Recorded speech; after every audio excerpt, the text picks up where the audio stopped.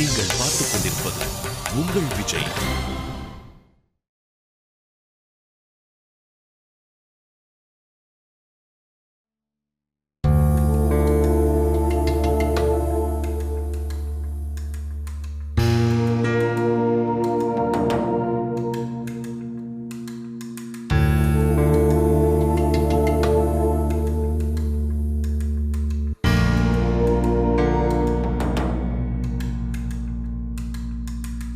தாத்தா, என்ன தாத்தா காலையில இருந்து ஒரு மாதிரியா இருக்கீங்க? அதெல்லாம் ஒண்ணு இல்லம்மா. இல்ல, என்கிட்ட நீங்க எதையும் மறைக்கிறீங்க. உங்கள்கிட்ட நான் என்னம்மா மறைக்க போறேன்? வீட்ல இருந்து யாராவது ஃபோன் பண்ணாங்களா தாத்தா? நான் ஃபோன் பண்ண யாருமே எடுக்க மாட்டேங்கிறாங்க. எல்லாரும் ஏதாவது வேலையா இருந்திருப்பாங்க, அதான் எடுத்திருக்க மாட்டாங்க. நீங்க பேசுனீங்களா அவங்க கிட்ட? பேசுனேன். என்ன சொன்னாங்க? அப்பாவை பத்தி ஏதாவது சொன்னாங்களா? சொன்னாங்கம்மா. அதான் என்ன சொன்னாங்க? அப்பா நல்லா தான் இருக்காராம். வக்கீல வச்சு பேசிட்டு இருக்காங்களாம். சீக்கிரமா அப்பா வெளியே வந்துடுவாங்கன்னு சொன்னாங்கம்மா. அப்போ அப்பா வந்ததும் நான் அப்பாவை பார்க்கலாம்ல? நீ உங்க அப்பா கூடவே இருக்கலாமா?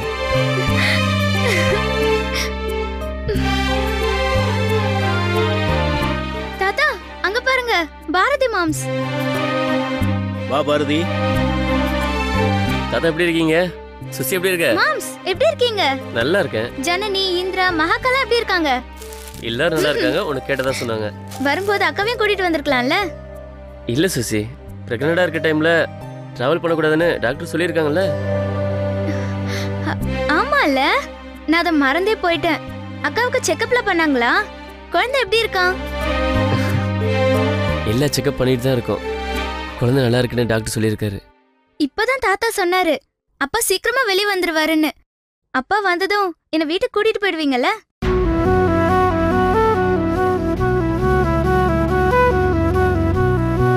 அப்பா சீக்கிரம் வந்துருவாரு.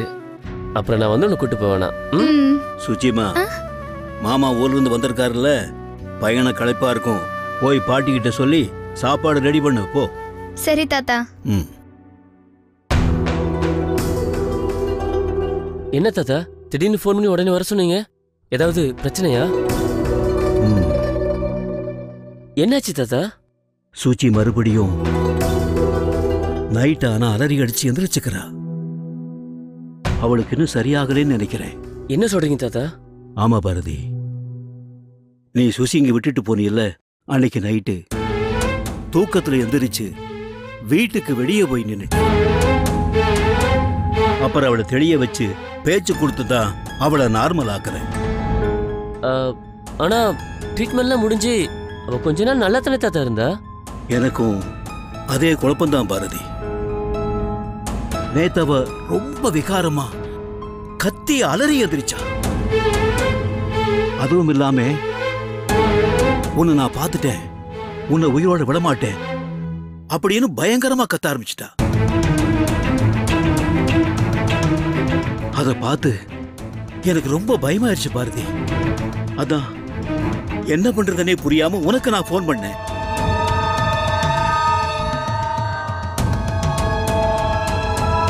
ஆனா இப்ப பார்த்தா எப்பவும் போல காமா தானே தாத்தா இருக்கா? ஆமா பாரதி, நைட் அப்படி நடந்துகிட்டு இப்ப எதுவுமே நடக்காத மாதிரி இருக்கிறத பாக்குறப்பதான் எனக்கு ஒண்ணும் புரிய மாட்டேங்குது பாரதி. பாவமாவும் இருக்கு, பயமாவும் இருக்கு. ஒருவேளை அப்பா ஞாபகத்துல ஏதாவது இப்படி பண்ணிருப்பாளோ? தெரியலப்பா. ஆனா ஏதாவது விபரீதம் நடக்கிறதுக்கு முன்னாடி நாம ஏதாவது பண்ணணும் பாரதி.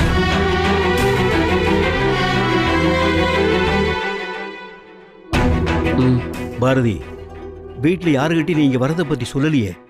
இல்ல, தெரியாது தாத்தா. அதுவும் நல்லதுதான். இருக்கிற பிரச்சனையில இது வேற சொல்லி அவங்கள இன்னும் மனசு நோக்கடிக்க கூடாதப்பா.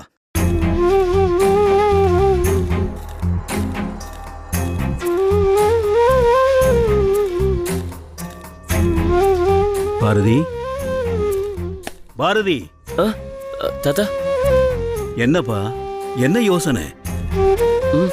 இல்ல, சுசியா என்ன பண்றதுன்னு தெரியல. அதான் முடிஞ்ச வரைக்கும் எப்படி குணமாக்க முடியும்னு பாப்போம். போய் டாக்டர்கிட்ட பேசுவோம். இப்படி மருந்து மாத்திரையில் குணமாகாத நோய் கூட சில நேரங்களில் இயற்கையாகவே சரியாயிருதான். அப்படி ஏதாவது அதிசயம் நடக்குதான்னு பார்ப்போம். சரி, நீ போப்பா, ரொம்ப களைப்பா வந்திருப்ப, போய் குடிச்சிட்டு சாப்பிடு. நாம அப்புறம் பேசலாம். போ. சரி தாத்தா.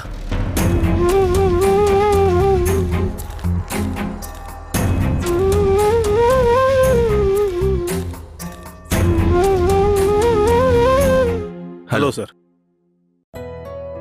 நீங்க தான் இந்த கேஸை ஹேண்டில் பண்றீங்கன்னு கேள்விப்பட்டேன். Very happy. நீங்களும் ரொம்ப சப்போர்ட்டிவா இருக்கிறதா சொன்னாங்க. Thanks sir. அந்த குணா இருக்கான்ல, இறந்து போனவன், அவ்வளவு நல்லவன் கிடையாது. இன்ஃபேக்ட் அவன் சாகலைன்னா அந்த ஃபேமிலில இருந்து ஒரு பொண்ணை அவங்க இழந்திருப்பாங்க. நம்ம எப்பவுமே சட்டம் சொல்றதே கேட்டுட்டு இருக்க முடியாது இல்லையா? சில நேரங்கள்ல மனசாட்சி சொல்றதையும் கேட்டாகணும். அது சரி, குற்றவாளி யாருன்னு கண்டுபிடிச்சிட்டீங்களா? அது யாருன்னு கண்டிப்பா உங்களுக்கும் தெரிஞ்சிருக்கும். அதை விடுவோம். இப்போ மதியை எப்படி வெளியே கொண்டு வரது, அதை பத்தி பேசுவோம். மிஸ்டர் மதியை வெளியில் எடுக்கிறது ஒரு பிரச்சனையே இல்லை சார். ஏன்னா மதி தான் இந்த கொலையை பண்ணவே இல்லையே. எல்லாருக்கும் தெரியும். பட் ஜனனி அவங்க அப்பாவுக்காக. ஜனனியும் இந்த கொலையை பண்ணலையே, அது உங்களுக்கும் தெரியும். சாரி, இல்ல, ஆக்சுவலி மதிய சரண்டர் ஆனதுக்கு அப்புறம் நான் இந்த கேஸ்ல இன்வெஸ்டிகேட் பண்றதுக்கு ஒண்ணு இல்லைன்னு நினைச்சிட்டு ஐ லிட்டரலி க்ளோஸ்ட் இட். என்ன சார் நீங்களா? ஆச்சரியமா இருக்கு. சாரி, இந்த கேஸ் ஆக்சுவலா என்னோட ஆரம்பிச்சது என்னோட பர்சனல். புரியுது சார். சார், இப்ப நீங்க என்ன சொல்ல வர்றீங்க? ஜனனி இந்த கொலையை பண்ணலையா? கொலை நடந்த நேரம் போஸ்ட்மார்ட்டம் ரிப்போர்ட் படி 7:30 மணிலேருந்து 8 மணிக்குள்ள தான். இந்திராவோட பேகை 9 மணிக்கு எடுக்க வந்ததா சொன்ன ஜனனியோட செல்போன் திருவான்மியூர்ல கணபதி தியேட்டர் கிட்ட இருக்கிற டவர் ரேஞ்சில் அதுக்கு முன்னாடியே, அதாவது கொலை நடந்ததா சொல்லப்படுற டைம்ல அந்த ரேஞ்சில் வந்திருக்கிறது தான் உங்களோட evidence. am I correct? Yeah. Right. ஆனால் அந்த ரேஞ்சில் ஜனனியோட செல்ஃபோன் 7:05லேருந்து 7:15 வரைக்கும் ஒரு முறையும், அடுத்ததா 7:45லேருந்து 8 மணி வரைக்கும் இன்னொரு முறையும், அந்த மாதிரி மொத்தம் 2 முறை வந்திருக்கு இல்லையா? ஃபர்ஸ்ட் டைம் வந்து ஜனனி கொலை பண்ணியிருந்தா எதுக்காக 2வது முறை அங்கே வரணும்? இல்லை 2வது முறை வரும்போது தான் கொலை பண்ணியிருக்காங்க அப்படின்னா ஃபர்ஸ்ட் டைம் எதுக்காக அங்கே வரணும்? இடையில அவங்க செல்ஃபோன் எந்த டவர் ரேஞ்சில் இருந்துச்சு? இடையில அவங்க எங்கே போனாங்க? இப்படியெல்லாம் நிறைய லாஜிக்ஸ் இருக்கு சார். பாரதியோட செல்ஃபோன் கணபதி தியேட்டர் டவர் ரேஞ்சில் 7:50லேருந்து 8 மணி வரைக்கும் இருந்திருக்கு. அதுக்கப்புறம் தான் பாரதி ராடை எடுக்க திரும்பவும் போயிருக்காரு. ஸோ ஃபர்ஸ்ட் டைம் ஜனனி எதுக்காக அங்கே வந்தாங்க, அதுக்கப்புறம் எங்கே வெளியில் போனாங்க, திரும்பவும் மறுபடி அங்கே எதுக்கு வந்தாங்க?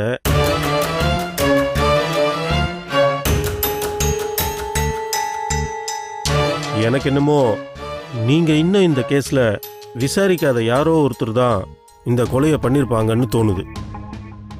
அப்போ ஜனனி பொய் சொல்றாங்களோ? அப்படிதான் இருக்கணும். ஆனால் இந்த பொய்யால அவங்க யாரை காப்பாற்றணும்னு நினைக்கிறாங்கன்னு தான் எனக்கு புரியல.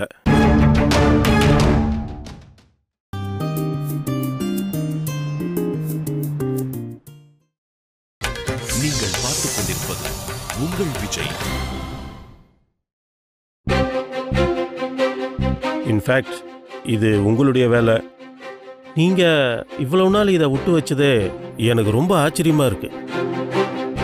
ஓகே, இப்போ மதியை பற்றி பேசுவோம். மதியோட ஸ்டேட்டஸ் என்ன? மதியோட ஸ்டேட்டஸ் என்னன்னா, இப்போ போலீஸ் என்ன விடாம டார்ச்சர் பண்ணி விசாரிச்சாங்க. ஃபேமிலியில் இருக்கிற குழந்தைங்களெல்லாம் ரொம்பவே டார்ச்சர் பண்ணாங்க. அவங்களோட ஃபியூச்சருக்காக தான் நான் சரண்டர் ஆனேன் அப்படின்னு சொல்லிட்டாருன்னா there won't be any problem. சொல்லுவாரா? இல்லை, ஜனனி தான் இந்த கொலையை பண்ணியிருக்காங்கன்னு அவர் நம்புற வரைக்கும் சொல்ல மாட்டாரு. குற்றவாளி இந்த ஃபேமிலி ஆளா இல்லாம வெளியாளா இருந்தா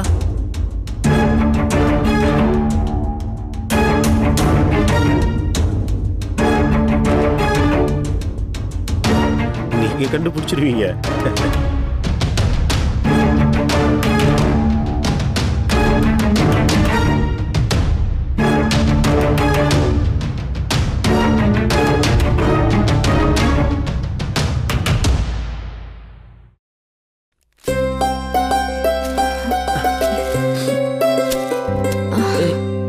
என்ன மகா, ரொம்ப டயர்டா இருக்கா?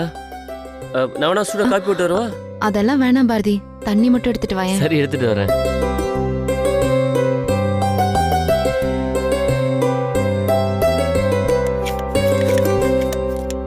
இந்த குடி மகா.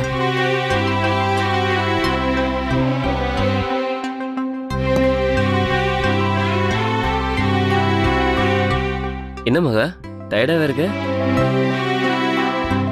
ஏன் பாரதி, எவ்ளோ கேட்டும் அந்த ஹாஸ்பிட்டல்ல டாக்டர் என்ன குழந்தைன்னு சொல்லவே மாட்டேங்கிறாரு. ஓ, நீயாவது அந்த ஸ்கேன் எடுத்தவங்க கிட்ட என்ன குழந்தைன்னு கேட்டிருக்கலாம்ல. அவர்கிட்ட எவ்வளவு கேட்டேன் மகா. ஏன் காசு தரேன்னு கூட சொன்னேன். ஆனா அவரு கவர்மெண்ட் ரூல்ஸ், வெளியில சொன்னா அரெஸ்ட் பண்ணிடுவாங்க, அது இதுன்னு சொல்ல மாட்டேன்ட்டாரு. ஏன் பாரதி, பிறக்க போற குழந்தை என்னன்னு கேட்டா சொல்ல மாட்டேங்கிறாங்க. என்ன குழந்தைன்னு சொன்னா எல்லாரும் கேட்டு சந்தோஷப்படுவாங்கல்ல. நீ வேற மகா, பிறக்க போற குழந்தை என்னன்னு தெரிஞ்சுக்கிட்டு சந்தோஷப்படுறவங்கள விட பிறக்க போற குழந்தை பொன் குழந்தையா இருந்தா கருவிலே கலைக்கிறதும் பிறந்தவன கொல்றதும் தான் அதிகம். என்ன பாரதி சொல்ற? ஆமா மகா, பொன் குழந்தை பிறந்தா செலவுன்னு எல்லாருமே ஆம்பளை பிள்ளை தான் வேணும்னு நினைக்கிறாங்க. கொஞ்சம் பேரு பொன் குழந்தை பிறந்தா கொல்லணும்னு தான் நினைக்கிறாங்க. பெத்த குழந்தைய எப்படி பாரதி கொல்றதுக்கு மனசு வரும்? தெரியலையே மகா. ஆனா கிருஷ்ணகிரி மாவட்டத்துலலாம் இன்னும் பெண் சிசு கொலை நடந்துகிட்டு தானே இருக்கு. ஏன் 10 நாளைக்கு முன்னாடி கூட ஒரு பாட்டி வந்து குழந்தைய கொண்டு வச்சு அரெஸ்ட் பண்ணாங்களே. பிறக்க போறது ஆணோ பெண்ணோ, அதுவும் குழந்தை தானே பாரதி. ஏன் பெண் குழந்தைனா மட்டும் செலவுன்னு நினைச்சு கொள்றாங்க? இத பத்தி நம்ம பேசி என்ன ஆக போகுது? ஆனா எங்க அப்பா கிரேட்ல பாரதி.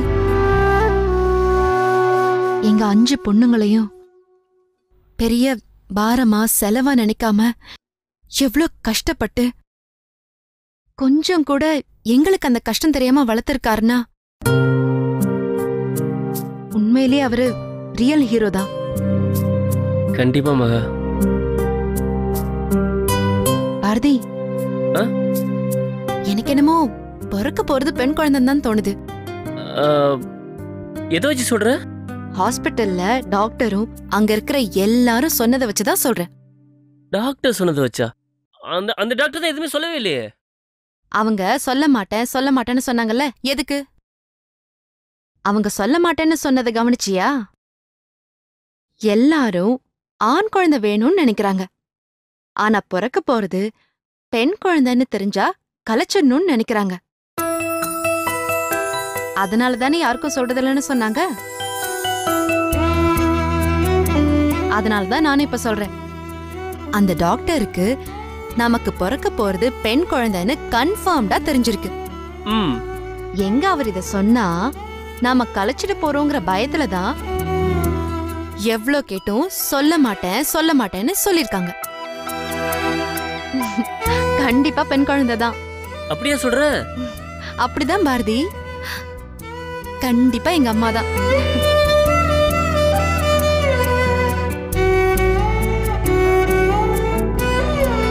மகா, பொண்ணுக்கு ஒரு அழகான பேர் வைக்கணும்.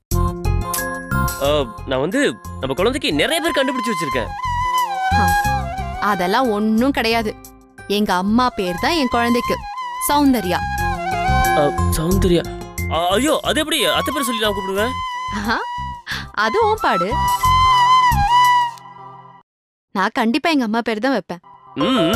சரி, சௌந்தர்யா குட்டி.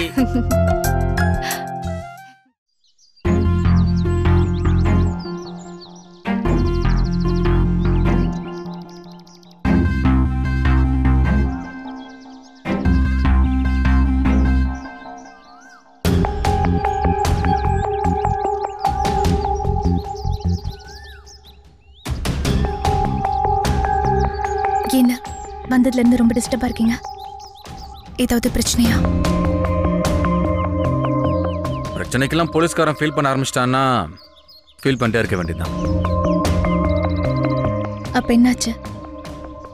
உங்க அப்பாவுக்கு ஆஜராக போற வக்கீல் தேவராஜ் நேற்று ஸ்டேஷனுக்கு என்ன பார்க்க வந்திருந்தாரு. தேவராஜா? அவர் எதுக்காக ஸ்டேஷனுக்கு வரணும்? வேற எதுக்கு? குணா கேஸ்ல ஏதாவது எவிடன்ஸ் கிடைக்குதா, டீடைல்ஸ் கிடைக்குதான்னு கேதர் பண்ண வந்தாரு. ஏ? இல்ல, ஏதாவது டீடைல்ஸ் எவிடன்ஸ் கிடைச்சதுன்னா உங்க அப்பா வெளியே கொண்டு வரதுக்கு ஈஸியா இருக்கும்ல, அதுக்காக தான். அப்பாவை எப்படியாவது வெளியே கொண்டு வந்துடலான்னு சொன்னாரா? அப்பாவை வெளியே கொண்டு வரதெல்லாம் ஈஸி தான். ஏன்னா அவர் தான் கொலையே பண்ணலன்னு அவர் கரெக்டா சொல்றாரு. என்ன சொல்றீங்க? போலீஸ் யூனிஃபார்ம் போட்டு நாங்க கண்டுபிடிக்க வேண்டிய விஷயத்தெல்லாம் கிரிமினல் லாயர்ஸ் ஈஸியா கண்டுபிடிச்சிடுறாங்க. ஏன்னா கிளைண்ட்ஸ் லாயர் கிட்ட தானே உண்மையை பேசுவாங்க. அப்போ அப்பா அந்த கொலையை பண்ணல, எனக்காக தான் பழி ஏத்துட்டு இருக்காருன்னு அவருக்கு தெரியுமா? தெரியும்.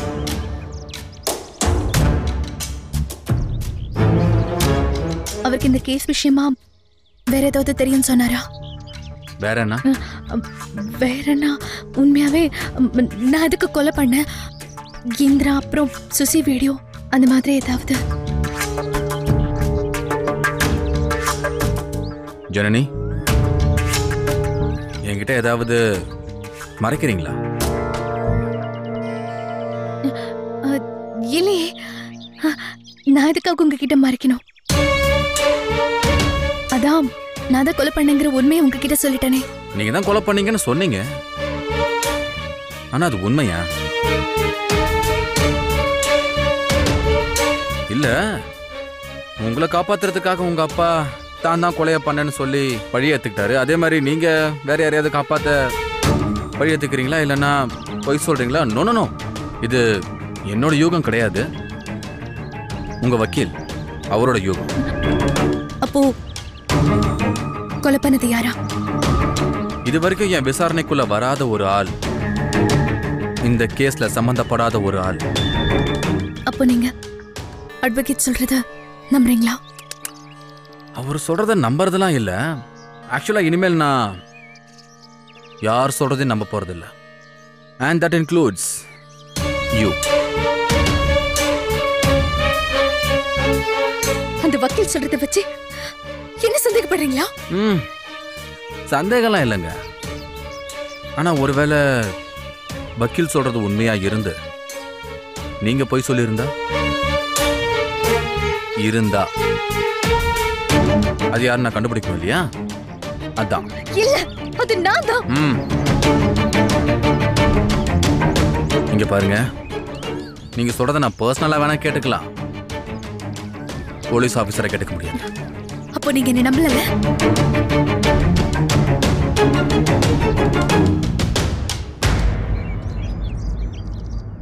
ஜனனி,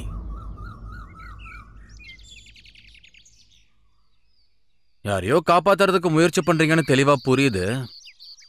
ஆனா அது யாரு, என்ன காரணம்னு என்கிட்ட சொன்னீங்கன்னா தான் நான் உங்களுக்கு ஹெல்ப் பண்ண முடியுமான்னு பார்க்க முடியும்.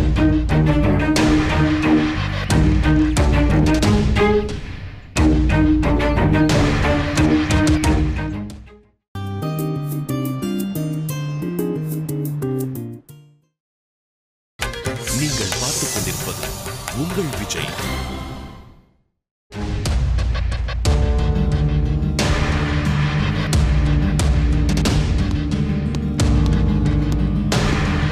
Sir, thank you sir.